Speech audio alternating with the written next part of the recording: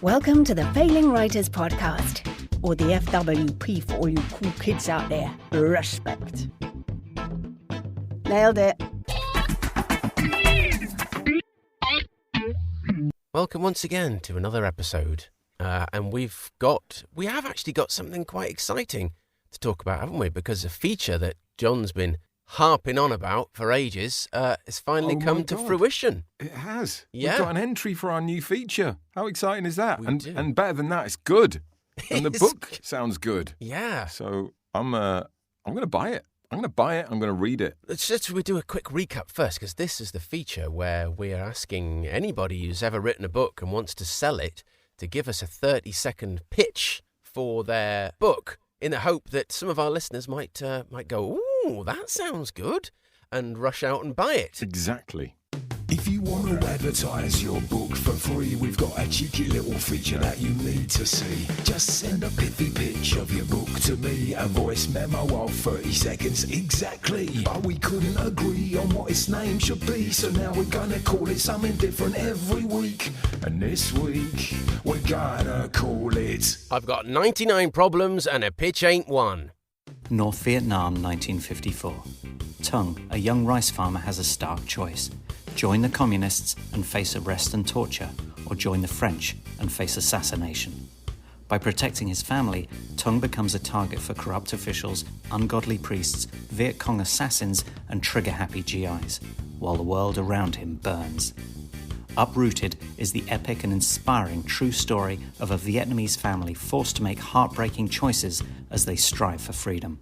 Is it just me? I'm not sure about that music bed, and it sounded quite a serious book topic. But anyway, that's the pitch. That sounds pretty intriguing, doesn't it? It does sound very intriguing. A true story as well, based on a true story. Yeah. It says David Lucas moved to America. We should say his name. I don't think we've mentioned his name yet. You just did. The author is David Lucas. Ah, yes. And he moved to America in 2008 to marry a girl from Florida, and it was after meeting her grandfather, Tung, that Uprooted began to take shape. Yeah. So obviously, her grandfather, it's presumably his story. Yeah. Sounds quite intriguing. It's got some very good reviews as well. Well, that's all we've got to do then, lads, isn't it? To get a book sorted, move to a different country, marry someone, steal their family story. Nick their grandfather's story. I mean, it's pretty easy, this. Yeah, we'll just start looking to get a really boring granddad, though, wouldn't it? Yeah. You do all that. You move the country. You'd find someone to marry, and then you go, right, I need to meet your granddad. Oh, Granddad Jim. Yes, Granddad Jim. He'll have some stories. But he hasn't. He's the most boring granddad alive. Just start looking. Problem, wouldn't it? But well done to David Lucas. Thanks for that. Yeah, thanks for entering, David Lucas. Yeah. Because I don't know if you've noticed, but I've been trying to get this off the ground for like the last month and a half or something. They're going to flood in now, though, aren't they? People are going to send them in. They go, all right, I get it now. So I'll just do 30 seconds about my book. Why didn't John just say that in the first place? I tell you what, it'd be nice if David was to get in touch with us if he does actually sell anything off the back of this. To see the massive increase in books. It's going to explode. So if you've got a book that you want to sell, why not get in touch and join David Lucas at the top of the best-selling charts? God, he's good, isn't he, Tom? Very good stuff, yeah. But speaking of best-selling books, how are you guys getting on with writing yours for NaNoWriMo? Oh, well, I'll tell you, I've interesting development in mind. Ooh. Yeah. I have given up.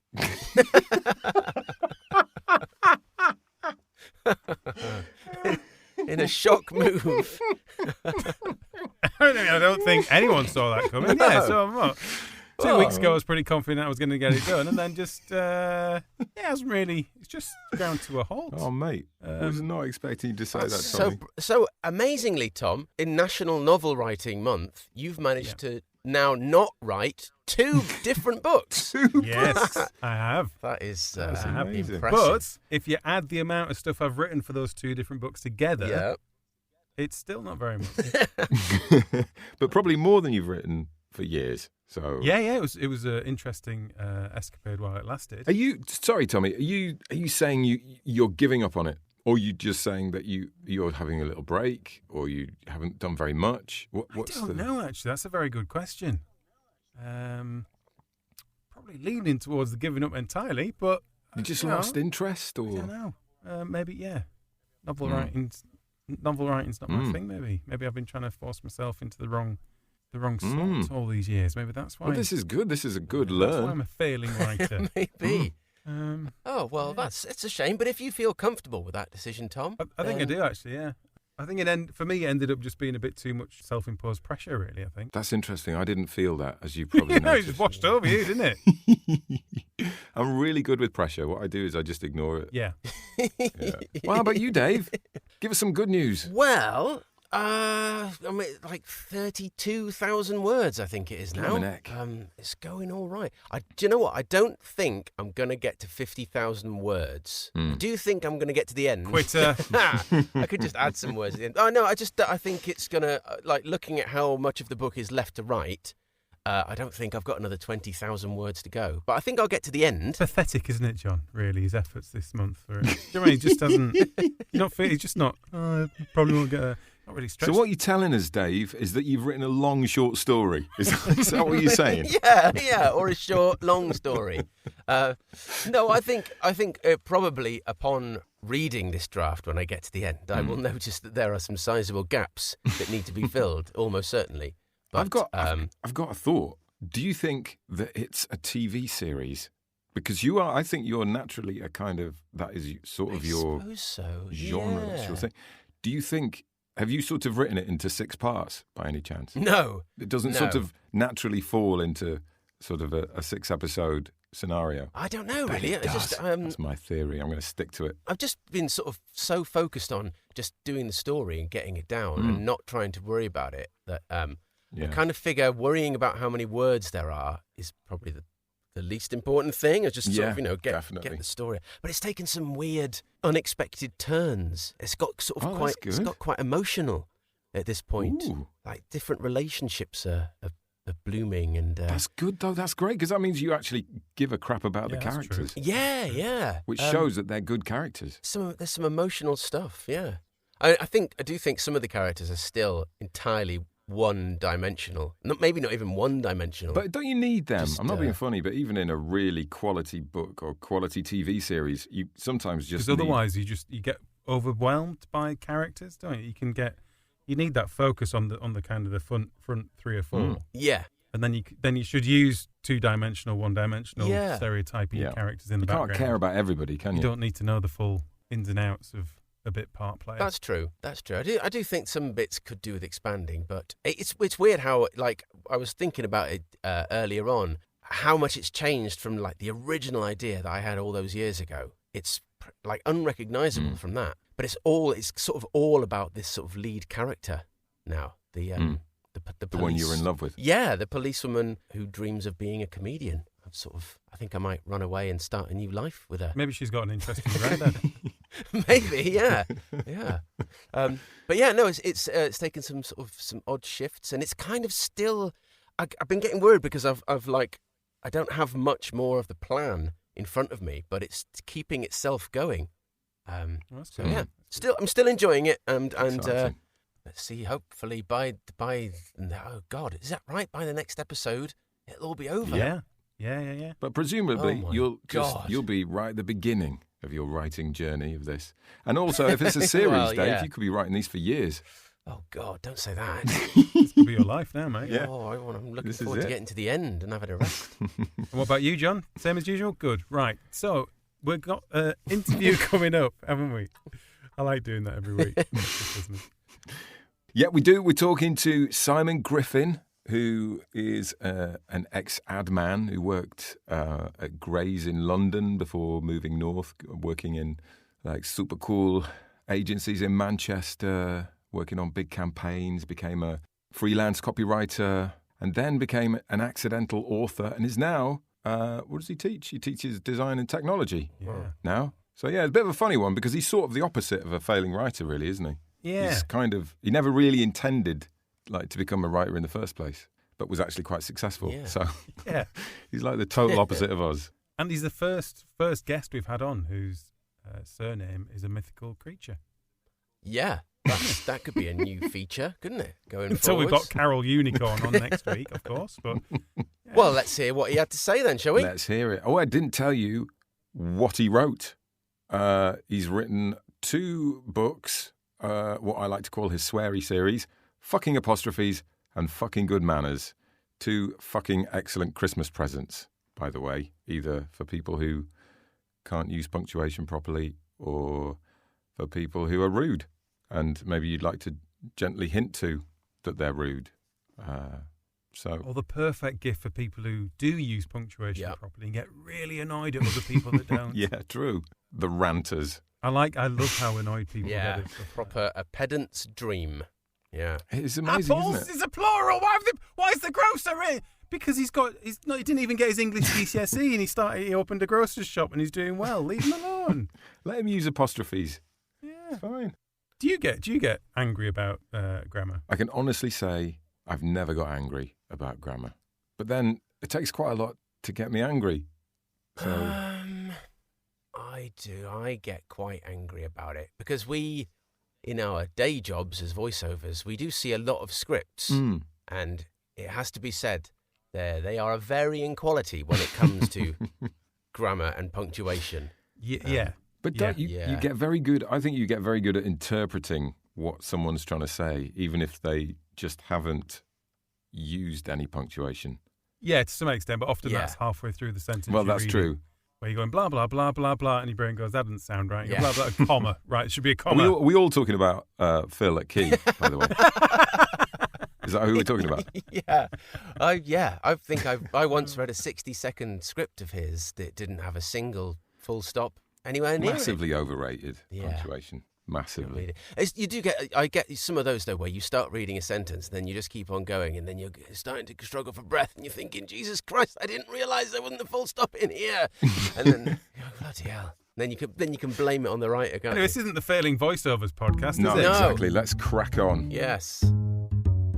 Now it's time for our little chat with Simon G about how he became a writer accidentally. It's Charlie Spiffing spending time with Griffin, riffing on his life. Simon Griffin has an elegant philosophy. When it comes to punctuation, you should give a toss, you see. So pass the tea and have a goss with me about fucking apostrophes. So the first question we asked Simon was about how come, after having some relative success in the writing world, he ended up going to be a teacher. Yeah.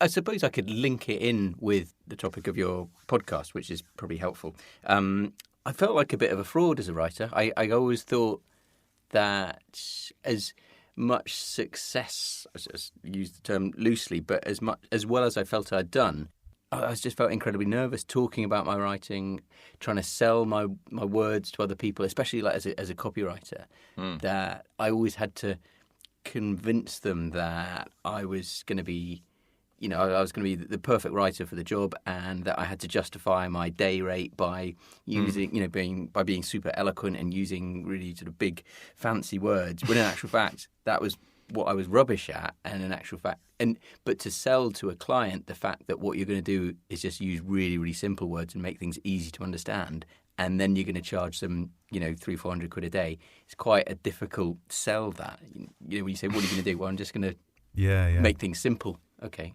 but that's essentially that's the art of writing. It's the hardest thing to do. I think as a writer, I enjoyed what I did, but I kind of equally hated. Or I felt a bit of a fraud, and I found it sort of difficult to justify what I was earning, which wasn't loads, but now I do absolutely loads and I earn nothing. So it's kind of flipped the other side. So was your writing? The books that you got published, was that a little escape for your own sanity as much? Yeah, as the first one was purely. It was something that I've been dallying around, sort of thinking about for ages, and I tried to sort of work it out at some point. I think it was probably 8 years from coming up with the idea, which we call it an idea. The idea was to tell people how to use apostrophes, and then prefix it every time you mention apostrophes. Just prefix it with the word "fucking." And from coming up with that, it took me probably 8 years to start writing about it? Or no, 5 years? Now you're fitting into the podcast. That's how we roll around here. That's good. 8 years is pretty quick, though. It is, isn't it?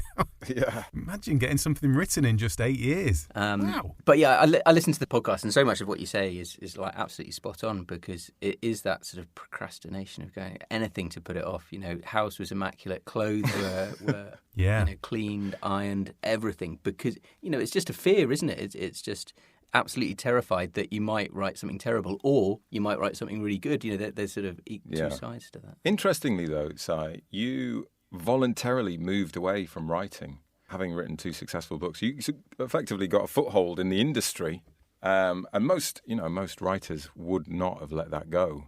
They'd want to keep writing. I'm thinking you don't see yourself as a writer. I think if we go way, way back to like university years, and then we had to team up. We had to be, art director, copywriter to go into advertising. The guy that I worked with, his English wasn't great. I had done English A level, so I went, I'll do the words, because they say you have to be the copywriter. You have to have a job title. So that was how it was split up. And from then on, but I've always, I think, sort of seen myself as someone who just likes ideas, whether they're sort of good, bad, stupid, funny. That's why I got into the industry, was just that there's the sort of the fun side of it, and whether that was a visual gag, whether it was a verbal gag, the writing.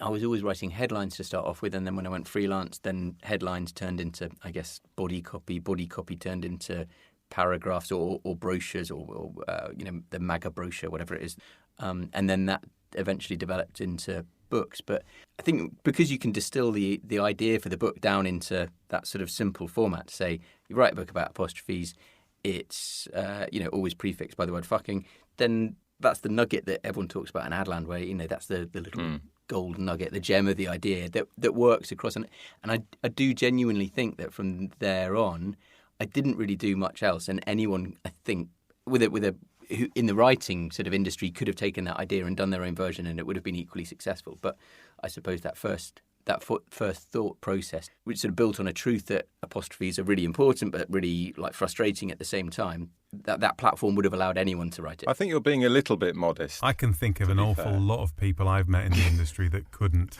have turned it into a good book. No, exactly. Yeah. And it is a good book, by the way. Thank you both. Thank you. I should say, yes, it's very kind of you to say. I highly recommend it. And Simon, do you still write then?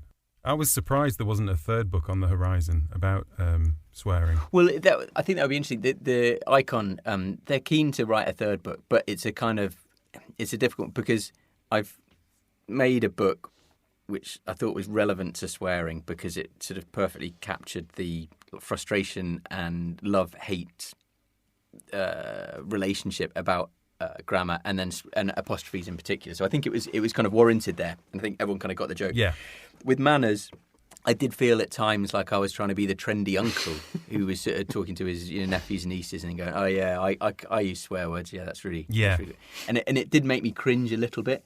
And I tried different versions where it had like a rule for the swearing, like I only swear, I don't know, when in a chapter title or something, and that didn't work either. But I would like to see a third book that's just called something like Rather Rude Words, and it doesn't contain any swearing whatsoever, but completely discusses swearing to some degree. That would be good. It would certainly be better than my niece's suggestion, because when I said that I was going into teaching, she said, "Oh yeah, so you could write a book called Fucking Children." And I was like, no, that's the one where it really doesn't work. But the swearing thing is a sort of an awkward one. And like John said, I'm not a sweary person. There was a point when I was writing manners that I didn't like typing fucking good manners out when I was emailing the drafts and things over to the publishers. So I decided to abbreviate it to FGM. And it wasn't until she emailed back and said, "Si, have you checked the acronym for FGM, which stands for female genital mutilation," which I had no idea of. Yeah. And she said, "Yeah, if you can just use the swear words. That's fine, because it's making the girls in the office feel a bit queasy." Probably better if you use the really bad swear words. Going back to apostrophes, I think the interesting thing about that was how it sort of snowballed. So it took, came up with the idea, and I do genuinely think someone would have done a version.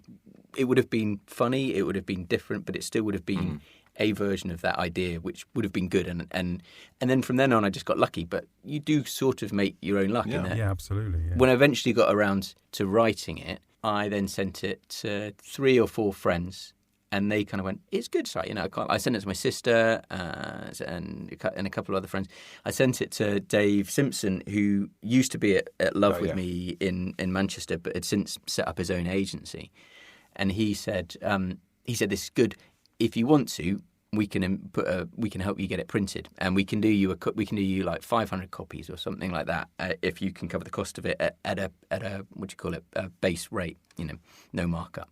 So that cost. I think it cost about £2,000, and obviously there's all the sort of the creative input that they had to typeset it and design it and do all that. There was huge amounts. It of is stuff very there. beautiful as well. I've got the original version of that. A version complete with spelling mistakes. There's a couple of complete with typos. spelling mistakes, but it's a very lovely thing. Thank you. But so Dave.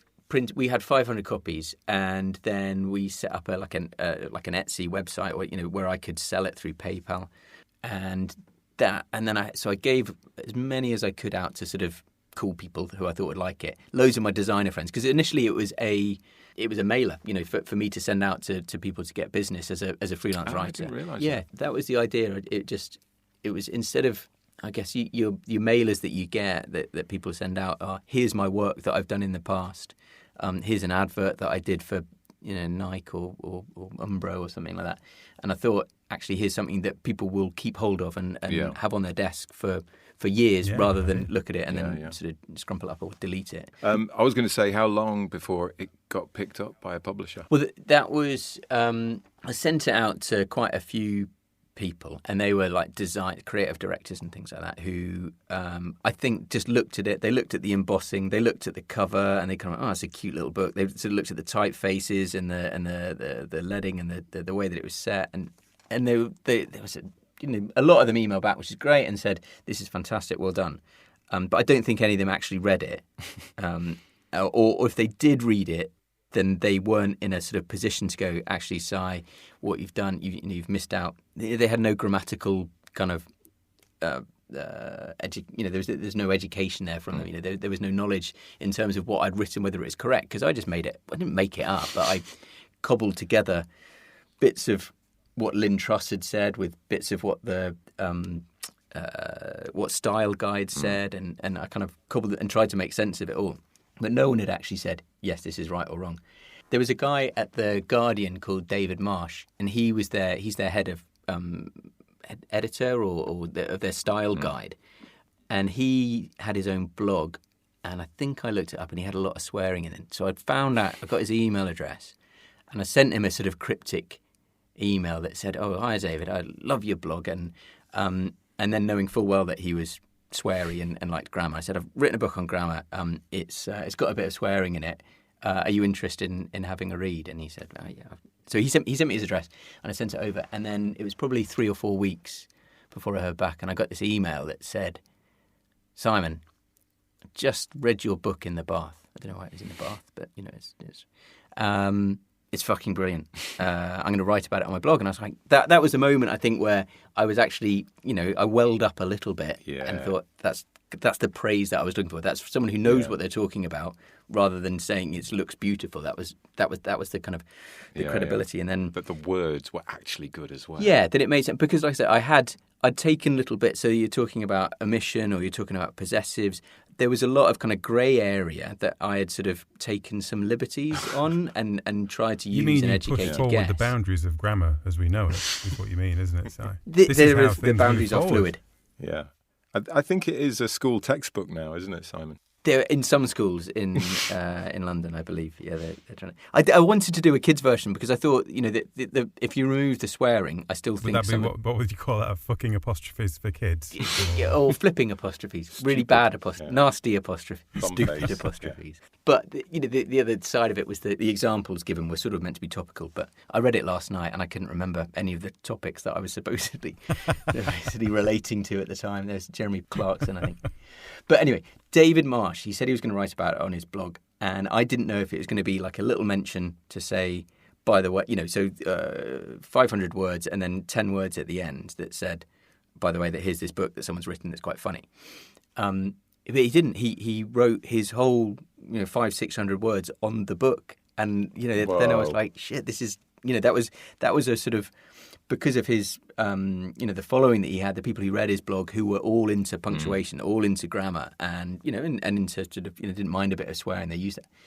That was like right in the sort of the centre of the wasp's nest or hornet's nest, depending on which one you're more scared of. That suddenly exploded from there, and I had like little messages from friends saying, "Great stuff, great work. I've seen you on David's blog and things." And then that sold all the copies that I had, and then another run of 500. You were sending these out like one at a time, weren't you, Simon? In yeah, your own little Matilda envelopes, and I were there, like, taking them down to the post office, and that must have been quite like the smallest Amazon in the world. We had a little production line going where I was everything was by hand because I can't deal with sort of automated systems.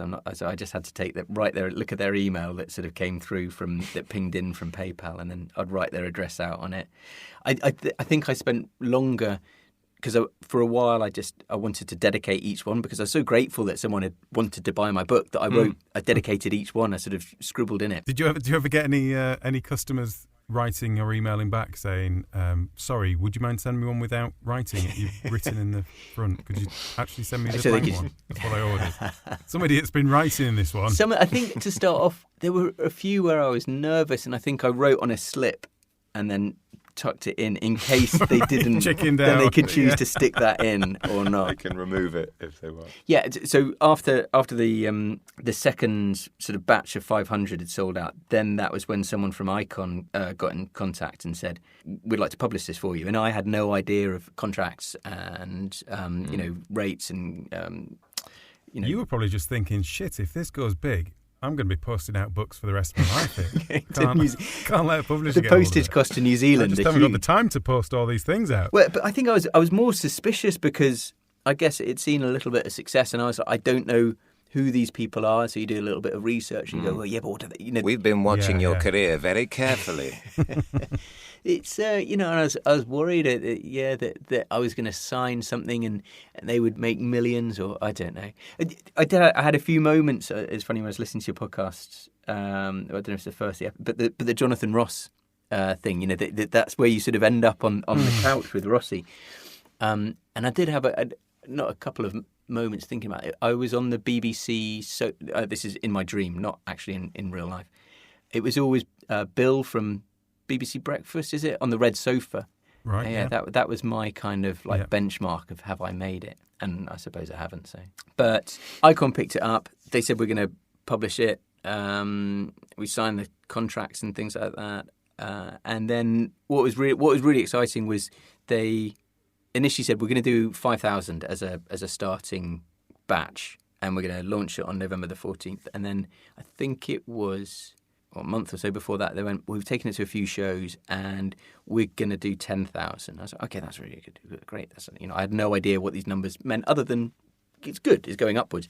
And then a couple of weeks later, they went, that's going to go 15,000. And then it went to 20,000. I was like, okay, so it's like before, that again was really enjoyable just to go through that process of going, wow, this is grand. Like people want to read this and they're not saying it's crap. And I have to ask you this question, Simon, because there aren't many people I can ask. What does that equate to? In terms of money or ego or like drugs or? I mean, are you filthy rich now? No. Are you like a millionaire or something? Well, I think the 20,000 books sounds like a lot. Well, that was it. I mean, Apostrophes sold 50,000 now, I think, or coming up to 60.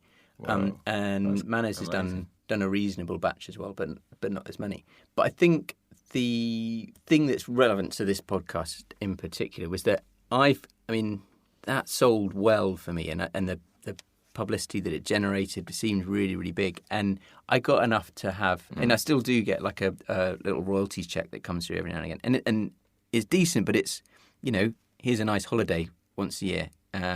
It's in the thousands, but Apostrophes in particular now has sort of dropped right off, and I think one of the last royalties, the midsummer one, I get a check sort of twice a year, and the one in the middle of the summer, it was like £76 or something like that because no one bought it. So it peaks around Christmas because it's one of those books. It's a good gift. Simon, book. where exactly did you go on holiday for £76? To my mum and dad's. That's nice. That's nice. That's a nice end to that. But the point is, I think, with the success that I had with that, or the amount that it sold, and then the feedback that I got from that, the money that I made from it, I think it made me realise that I couldn't do this as a full-time job. I'd find it so stressful if I was an author. Which bit of it would you find stressful? The pressure of ideas, or the time spent to do it, or relying on the paycheck and the pressure of trying to write something that people buy is really difficult because it's completely different from writing something that you want to read, and sometimes the two cross. Yes. But I think if I had to constantly come up and constantly think about things that I thought people wanted to buy because there's a paycheck, because there was a mortgage, because of all those things, then I wouldn't have. Yeah. Well, I couldn't. And it's not the reason you wrote the book in the first place, is it? You didn't write it to make cash out. No, it is accidental, and that's why when it came to the second book, I found it so difficult because all of a sudden, tricky second album and things like that. But all of a sudden, I had this thing where I was like, right, I have to write something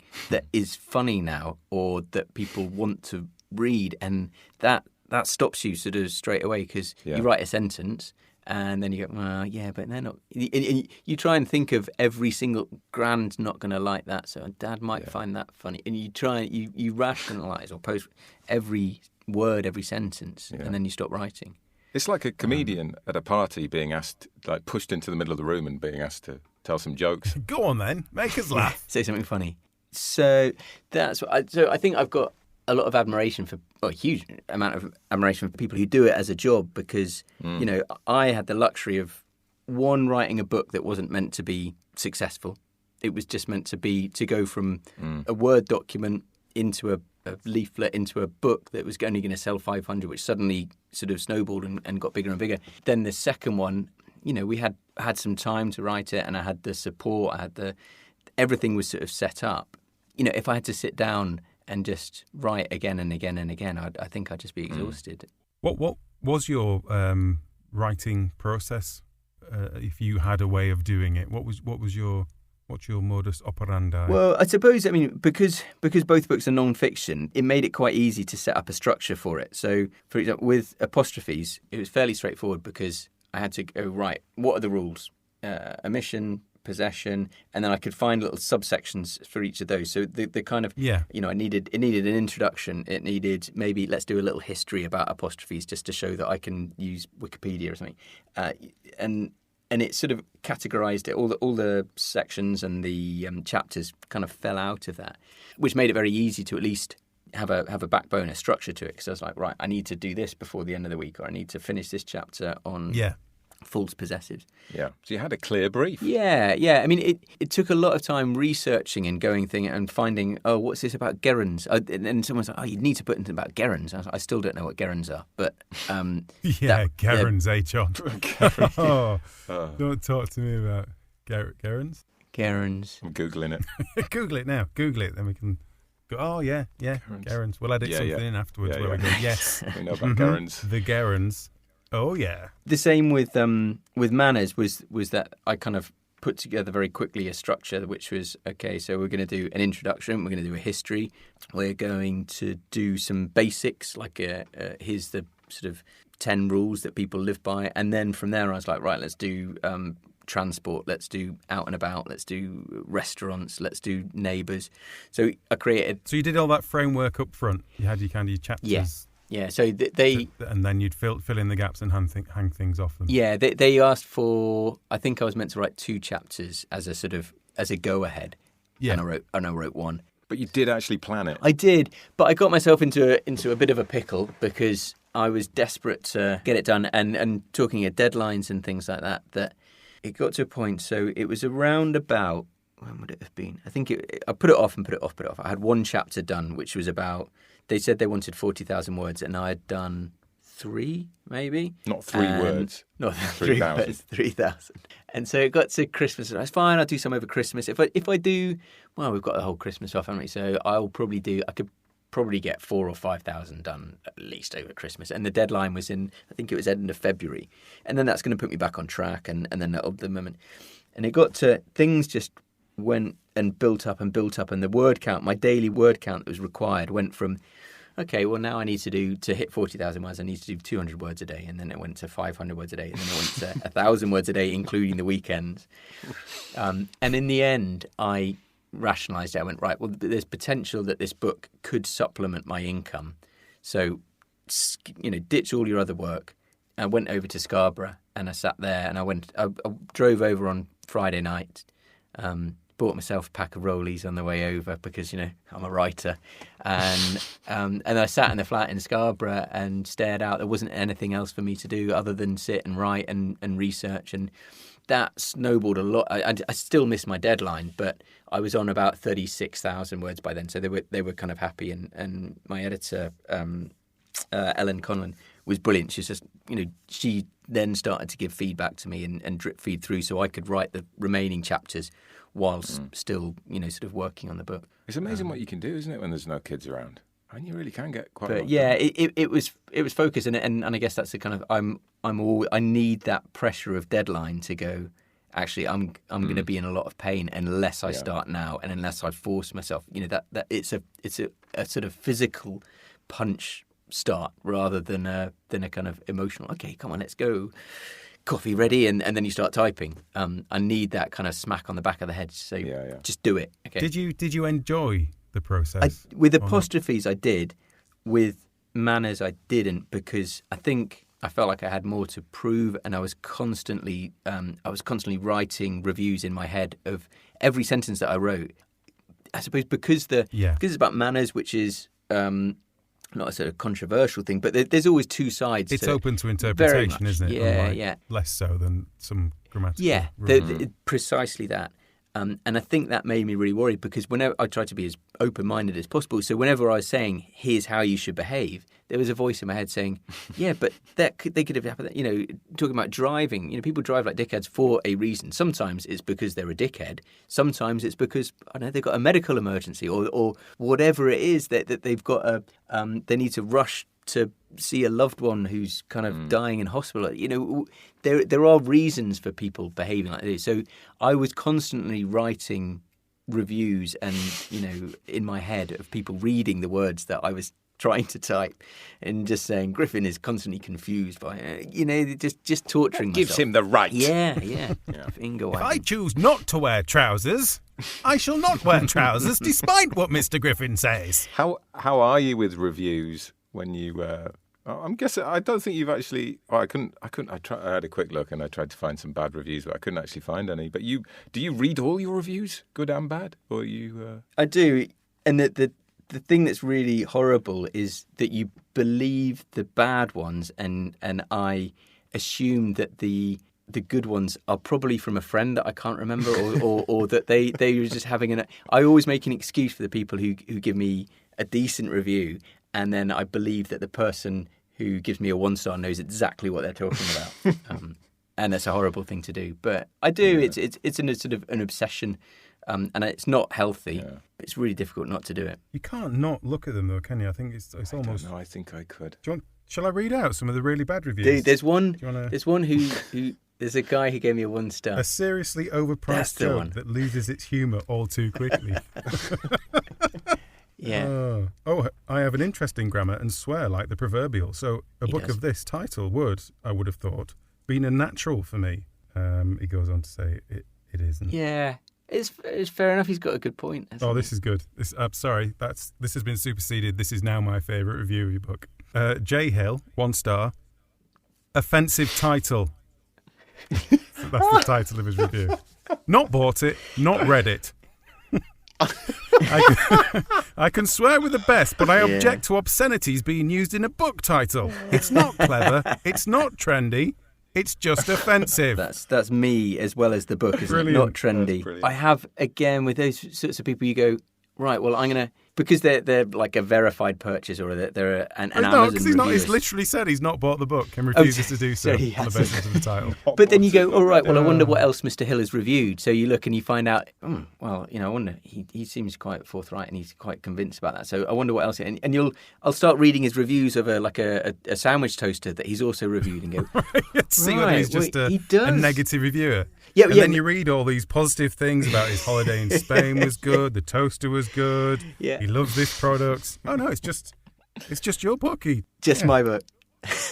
So are you tempted to write another book or not, Simon? Or it sounds like you've had a kind of a mixed experience of positive, negatives, all kind of mixed together. In the future, maybe not right now, but yeah. I was going to ask you whether you fancied. Have you got a fiction? I think book I would like to write again, definitely. And I was chatting to Icon, the chairman there, Philip Cottrell.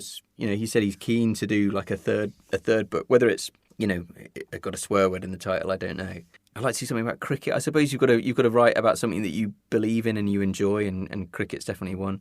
I'd like to write fiction, but I don't know if I could. I mean, that's why. I mean, John, talking before about, I was always so jealous of you when you were saying, "Oh, Dad's got a draft of my book and he's giving it a read," and you're saying it's like 70,000 words. I was like, Christ, that I couldn't do that. I think, and I haven't. I kind of... It was shit, though. So well, but it's done, though, isn't it? But it's shit and unpublished, Simon, so there's two sides to that coin. You buy enough lottery tickets. Don't get too envious.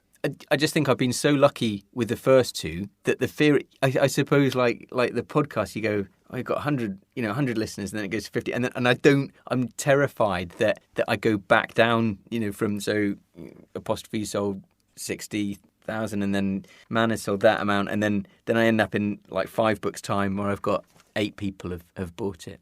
And I suppose that fear there'll be people listening, literally tens of people listening to this, and some of them will be tearing their hair out thinking you've got you've got the contacts with the publishers, you've got a kind of a proven what you don't record. have, to be fair, is the time. Yeah, very much so. Yeah, I've got zilch time. But I think you're spending hours and hours writing reviews for your pupils. Really good feedback for pupils who don't read. Maybe you should take that to the next level and do the same as you did with your book, and kind of get each report printed out in a unique, bespoke kind of leather embossed case for them.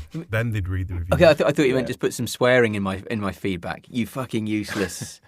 How dare you put this shit in... Are any of your students actually aware of your writerly past? Do they know who you are? No. I thought some of the year 9s might have Googled me by now and kind of... But just because there seems to be a lot of hatred built up there between us. And I thought that the natural step is to do a bit of stalking online. But I don't think that they have. Or if they have, then they haven't... Then they haven't mentioned quiet. it. Yeah. What were you like at school, by the way, Si? Because I have a theory that creative types that tend to divide teachers in quite an extreme way, as in they either really, really like you, or or you really piss them off. I think if you're creative in any way, you need an outlet, don't you? And a classroom provides as good an audience as any. I think I was that can really upset teachers. I think I was distinctly average. I think everything, probably apart from art, and then maybe 1 or 2 sports. I was kind of okay at hockey. I think I thought at the time that I was a lot cleverer and didn't we all? I know, a lot more popular. And then looking back, I think I was just a bit of an odd, okay, middle of the road, sort of fairly average thing. I enjoyed art, and that was always good fun. But I don't think I was probably quite forgettable. Right, so you didn't upset teachers left, right, and centre. No, not particularly. No. Apologies, obviously, if. No, you have very good manners. Apart from the English teacher that time, you jumped up in class and started shouting about fucking apostrophes. Mr Spalding, he was my English teacher. He died a few years back, but I suppose, yeah, he was sort of my inspiration. He was this really amazing Scot who was smaller than all of us, as I remember, but wore these sort of enormous suits. I don't know kind of how he'd hang on them with these enormous shoulder pads he'd have, and he used to swear in all the lessons. He was, sort of the cool teacher, but he was just really fascinating and great teacher to have around. But I never, I suppose, even though I've been writing, like from the time that I left university at the age 22, 23, and then I went into advertising, I was a copywriter there, I've never really thought, and even through the books, I've never thought of myself as a writer, even though it's been my job, which is maybe why I quit my job and then trained to be a teacher, so I can say, I'm a teacher. I feel a lot more comfortable with that. Something. Yeah. And I suppose when you're a copywriter, that when you say, what do you do for a living? Or someone asks you what you do for a living, you say, I'm a copywriter, and sometimes I try to drop the copy or just like cough over the copy bit so that they might just hear writer, and then they'd go, "Oh, have you written anything I might have read?" And they go, "Well, I wrote a brochure for Silver Cross in 2006. Do you have a baby in 2006? You might have read something." I do feel pretty lucky that it's been that I've kind of not wanted to be a writer, and I'm in a position where I've kind of lucked out and had 2 books published, which people work for years and years and years to have that privilege, and then I've gone, thanks. You're kind of like the opposite of what we've been talking about, really. Yeah. You're like, you failed not to be a writer. Yeah. I try my best not to be a writer, but it just and have become a writer. It forced itself on me. Yeah. Well, thank you so much for coming and talking to us. It's been lovely talking to you. Good luck with your 3rd book in 20 years' time. Yeah, thanks, gents. And keep it. The podcast is excellent, and I'm sure will result. I mean, it already is bringing amazing results from you getting you writing already, and I think it's a very interesting sort of topic, and you speak the truth. You know, that's what it's all about. Thank you very much. Thanks, buddy. Thanks, gents.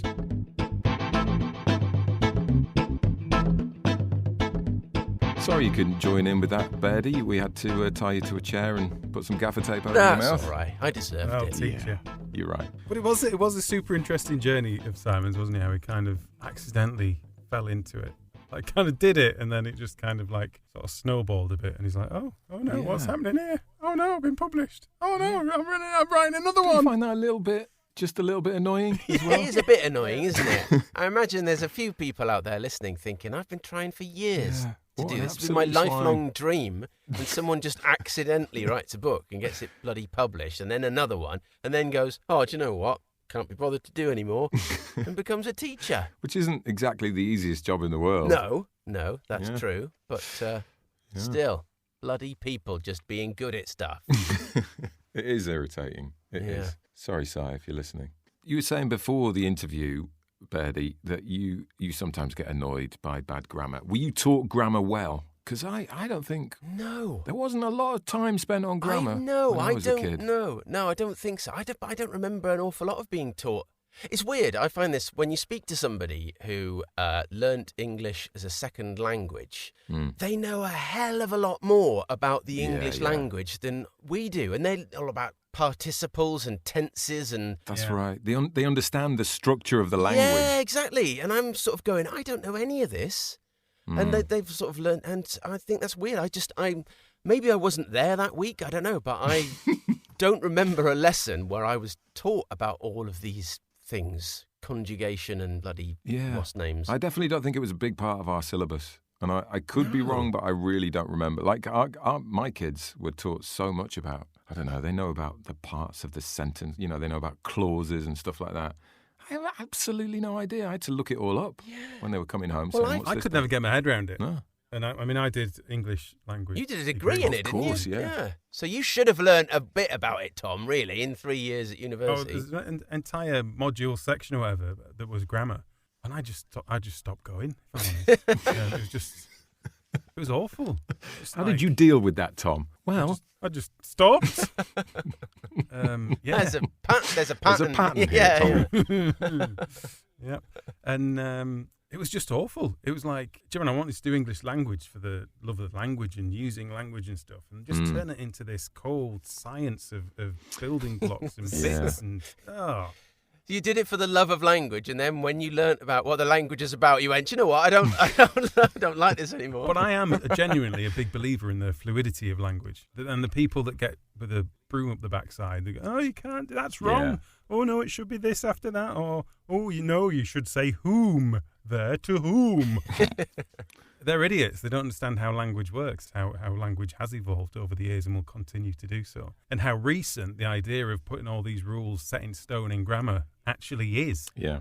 Yeah, in terms of language. It's just a very recent last 200 or 300 years, really, where things had to become formalised and there was some rules. And then kind of the Victorians got it really like, oh, it has to be like this. And then they'd cast back to these kind of ideas of Latin as if it was a pure kind of form of grammar. And it's not really. It's what language is a spoken thing that people use, and it changes. It is interesting, isn't it? Because when you write something, it is different to speaking. It's different to dialogue for obvious reasons, because you're it's obviously completely one-sided apart from everything else. You don't get the other person saying, sorry, could you just clarify what you're on about? Because I don't really get it. You actually have to make it like as clear as possible, don't you? And if that is, if the best way to do that is to break some of the rules, then that is the best thing to do. It's like like grammatically, I think it's not right to say something like, it's him, and point your finger. I think it's grammatically right to say, it is he, for example. Right, yeah. But you'd never say that, like in real life. And there's so many examples of stuff like that. You'd never actually say Unless you want everyone around you to immediately be able to identify that you're a wanker. Exactly. It is he. Wanker. But it's true, because, I mean, we've worked a lot in the sort of spoken word, and it is very different to the written word. I remember writing an ad years ago for a college or a university or something. And, sometimes the order of the words as you write them for radio is just about if they sound good. Do you know what I mean? If it's got the right sort of rhythm. Not necessarily if it's the right grammatical way of putting it. And I did this thing, and it was a bit like, the speech in Train Spotting, where it's choose life, choose this, choose a big fucking television set. And I'd kind of written it like that, obviously without the swearing, because it was an advert. And it came back from the person in charge of signing it off, saying, yes, grammatically, the list shouldn't be in this order. We should put it this way around. And I was trying to explain that, no, because it's the pattern, it's the rhythm of the list as it's being read out. It's this, and it's this, and it's this, that. And she just didn't get it. One thing I've struggled in the past with is, I don't know why I have an issue with this. I think it was the first book that I tried to write was about a guy who has a bit of depression, because he was always like going to bed. I really struggled with whether it was he lay down on the bed, or he laid down on the bed, or he lied down on the bed, or he was lying down on the bed. And I'm still not entirely sure I understand what the difference is between any of them. Well, I go through that for a while, and then I just write, he went to sleep. Yeah. Just rewrite it. Just rewrite it. Yeah. Yeah, there's some classic like punctuation phrases, aren't they? Or if you punctuate them differently, they have entirely different meanings. Wasn't there one about capitalization as well, where it's like he helped his Uncle Jack off a horse? Yeah. And also the all-time classic, a woman without her man is nothing, but with a colon and a comma becomes a woman. Without her man is nothing. Yeah. Nice one. There was a sign that used to be, I don't know if I've mentioned this before, a sign in the pub I used to go into as a teenager where they started doing food, and there was a handwritten sign that just said, eat in or out. That was brilliant. I love that. But yes, English is a fickle mistress. It is a fickle mistress. With which we are yet to get to grips. You mean, Dave? Sorry, Dave. Do you mean with which yet we are to get to grips with yet? Yes, sorry, that is what I meant. Oh, by the way, do you want to know what a gerund is? I looked it up. Oh yeah, go on. So this is the bit where Tom fades me out and fades up the music. Hang on, bring me back, Tommy. Bring me back. There must be one person at least who wants to know. A gerund is a form of a verb that ends in ing, that is used as a noun. So, for example, her writing is good. And obviously in that sentence, the word writing is the gerund, because writing is a verb, but it's being used as a noun. Her writing, the noun of her writing, is good. So that's a gerund. There you go. You learnt something. Yeah. Brilliant. That's yeah. Let's submit that bit to the podcast awards, I think. Yeah. Definitely. Yeah. Infotainment. Talking of infotainment, what infotainment have we got coming up in our next episode? Well, our next episode is slated as the conclusion to our NaNoWriMo. Oh, yeah. It's going to be quite short, isn't it? That may be slightly biased in who features in that more heavily than others. Are you suggesting, Tom, we'd probably need to come up with another idea? We might need something else in that one. But yeah. Do you know what? I think we should just keep it a mystery. Just, intrigue. Yeah. Intrigue and mystery. That's a Nobody good idea. knows. Yeah, bit of suspense. Even we don't know. We've got some great things coming up. So which you won't want to miss. Yeah. Believe me, you goodness. won't want to miss whatever it is. And we're it's going to happen. definitely not making it up on the spot. No. Let's just say we've got a lot coming up before the end of the year, haven't we? We've got some exciting things. We really have. Just so exciting. Yes. Big interviews, big spectaculars, a look back at the year as a whole. Maybe even a pantomime. So there's a lot to stay tuned for. So make sure. Sorry, Dave, I can't do it. Oh no, there isn't. I tried not to say it, and I did, but I can't. Come on, you can't, can you? Where's the subscribe button? It's behind you. Where are the best episodes of this podcast? They're behind you. Oh no! Oh, yeah, there. Make sure you subscribe. Leave us. I tell you what, we had a nice review, didn't we? Oh my God, we had a lovely review. Oh, I like that one. Yeah, I love it was like a dream review, is what it was. No, it was lovely. Would you like me to read it out? Yes, please. What a lovely thing that this person said, whose name I'm currently looking up. Claire from America. Oh, it was Claire in America. Claire in America. Yeah. You know Claire in America. She said she gave us 5 stars. I don't think we've ever had anything other than 5 stars. She gave us 5 stars, and she said, sounded a bit conceited, John, didn't it? "Well, it's just the truth. I suppose it is. Just I suppose it a is. fact. Okay, it's just a fact." And she wrote, "Not even a writer, and I love this podcast. Escape for a bit into the world of 3 blokes being funny about stuff mostly relating to writing or not. There's something about this podcast that scoops you up, entertains you, and gently drops you back an hour later feeling smiley." Isn't that lovely? Yeah, that's nice, isn't it? Isn't that nice? If you want to review us, please do. You don't have to give us 5 stars, but you'd be the only one who hasn't. And tell your friends, and drop us a line, maybe a tweet or an email. Get in touch. We'd love to hear from you. But until then, we should probably just say goodbye, I reckon. Yeah. Goodbye. Bye, everyone. Especially to you, Claire. Thanks, Claire. Thanks. Love you.